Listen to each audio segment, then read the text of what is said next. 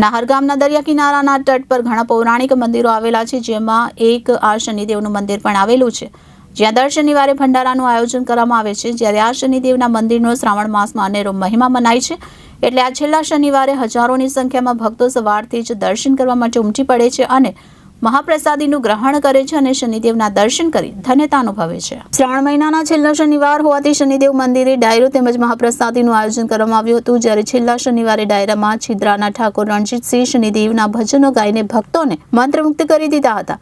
શ્રાવણના છેલ્લો શનિવાર હોવાથી અહીંયા દૂર દૂરથી સવારથી જ ભક્તો ઉમટી પડ્યા હતા, જેમાં પૂર્વ મંત્રી છત્રસિંહ મોરે પણ શનિદેવના દર્શન કરી ધન્યતા અનુભવી હતી અને ભક્તોએ પણ દર્શન કરી પૂજા અર્ચના કરી ધન્યતા અનુભવી હતી। શનિદેવના મંદિરના વહીવટકર્તા માનસંગભાઈ, રસોડા વિભાગના મુકેશભાઈ, નિલેશભાઈ, હર્ષદભાઈ, શંકરભાઈએ ભક્તોનો આભાર માન્યો હતો।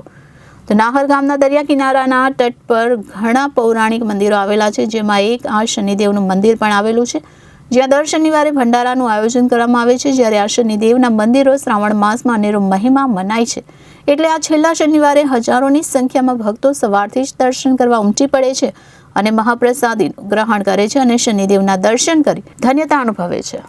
શનિદેવ મહારાજે કાયમ માટે જમવાનું દર શ્રાવણ મહિનાની અંદર દર શનિવારે રસોડો ચાલુ જ છે અને વધતા બીજા શનિવારે પણ જમવાનો અને રસોડો ભંડારો ચાલુ જ રહે છે।